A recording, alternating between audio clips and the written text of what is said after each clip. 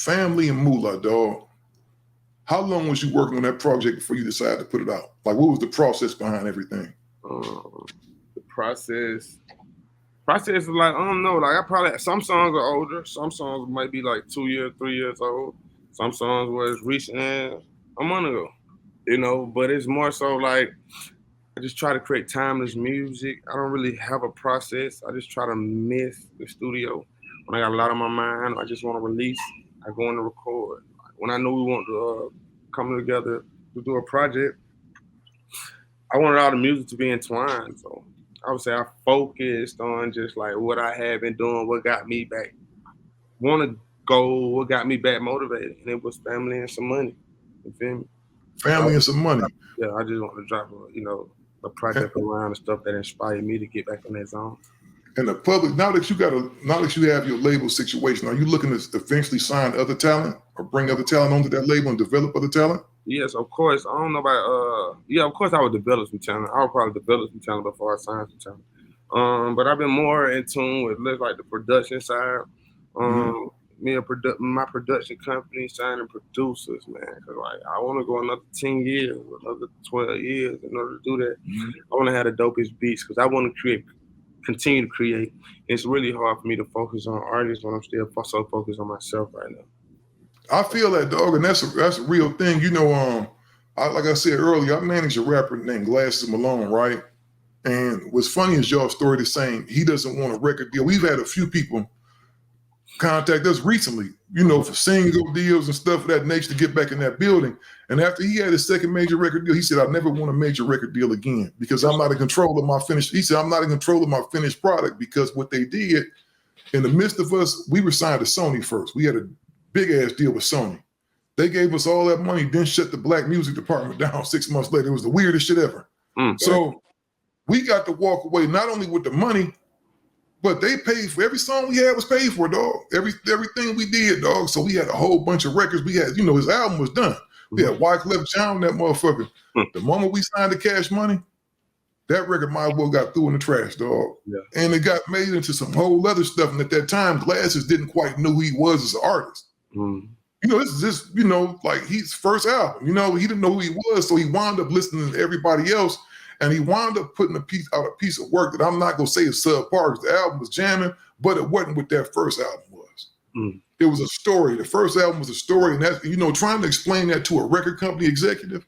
Because see, people think when you going to go sign to a Birdman or Cash Money, yeah, you dealing with them on a certain aspect, but you dealing with the people at the label more than anything else. Because it's what they say. Yeah, you know, because Bird and them is the homies. You go over there, they ain't trying to tell you to change shit. They jamming that motherfucker, dog. They, you know, you chilling, it's a vibe. But when you go in there and you got some 60-year-old white dude telling you that do this, he don't understand, dog. The album is a story. You can't put this song over here. It has to flow a certain way. They don't give a fuck because they spending their money, dog. Yeah. If you want this shit to go your way or the way you want to go, you have to go do it yourself. You got to become the thing. And I can tell you, dog, the smartest shit you say, because I see artists do that sometimes when they play themselves. They go out and sign 50 artists. Now you pull up in a new car that you don't work your ass off to go get. All these artists is looking at you like, man, that's where our money is at, man. Fuck that nigga. He's stealing from us. They ain't made you spending money on them. Yeah, they not making you no money. And create tension and a lot of other you know what I'm saying, negative thoughts, and you start applying. And that prevents you from giving people opportunities. How about you, Fiend? Does that ever stop you from fucking with artists the way you want to? Yeah, man. I just think that at the end of the day, you know, you got what you're looking to do. You want to help people. You want to bring something to the table. But Quan just hit it on the nose. You know what I'm saying? Like, you know, now it gets to looking like shit. You know, everybody's looking to see what they don't have and how come this ain't moving as fast for them. You know what I'm saying? When you've been in the, you know, like Ross said, you weren't with me shooting in the gym. You know, man, 50,000 free throws. You know what I'm saying? I make it look easy because I've been doing it for so long. You know what I'm saying? And I think that is true. I try to run independent labels. I like to call it like boutique-ish style. You know, boutique-ish management, boutique-ish style production. Like instead of 50 artists, 50 producers, 50 managers, I might deal with 2, 3, and we can all communicate and we can build, you know what I'm saying? People need to see actions. You know what I'm saying? I call it the spin the bin effect. When we spin that bin and they see that we one step closer to something in their own place where they want to be, they could be motivated to keep doing this. You know what I'm saying? And that's how you say that. At the end of the day, you need a team. People that's going to be able to equally and want to play their part. You know what I'm saying? Everybody can be chief. It's 7 days out the week. Guess what? Somebody might got to do this that might be better than the other one. I think most people need to just find their place, be a team, and get there. It's a lot of money. You know, it make as much, if not more, money than the football industry every year. It's enough money for everybody. So me personally, man, to still be able to be able to produce music like Quan doing to this day, you know what I'm saying, with this moolah and money, and still be focused, still be passionate about it, you heard me?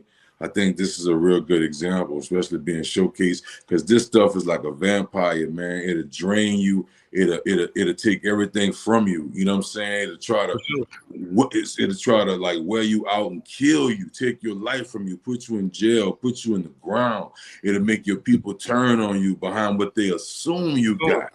You know what I'm saying? Real shit. You heard me? It'll make so-called friends, family members, just because you got the same last name, same bloodline, man. That shit, man, is nothing, man. Man, I got a partner doing 3 life sentences. You know what he tell me? He said, Fiend, greed only gets bigger. It never gets smaller. Yeah, the more you get, the more you want. So, Quan, I appreciate you falling through, dog. We ran over a little bit, man.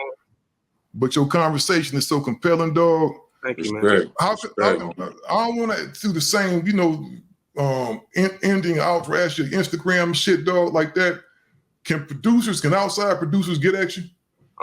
Yes, man. Outside producers can get at me. I got this email. What's my iCloud that I put out there, man. RH, R as in Robert, H as in Hill, the number 4, L as in love, RH4L at iCloud.com, man. So I check out my beats and stuff like that. Yeah, for sure. Y'all heard them say the man say looking for producers. Don't be flooding his inbox with no trash. Give me the hottest, man. I need the hottest. Yeah, for sure, man. Well, we appreciate you, man, coming on, dog. Much continued success, man. Y'all make sure, man, y'all go check the description, man, of the show. We gonna have all his links in there, man. Go jam. The album is jamming like a motherfucker, dog. Jamming. Salute, man. Salute and congratulations on your dog, on your journey, man. Continued success, my G. Man, same to you, Fiend, man. Love, man. Hey, always love, man. Everybody go get that moolah and money now. Rich homie Quan ASAP. No, hold on, man. You got to make sure you send them in the right direction, dog. Family and moolah. Family and moolah. Family and moolah. Family and moolah. I don't want to be giving no other nigga no credit off this shit. Nigga, that's probably on the charts. Like, man, I don't got the Gangster Chronicles shout out. Now I'm on top. Like, you got to get that back, homie. We out this motherfucker. Thank you. All right, peace.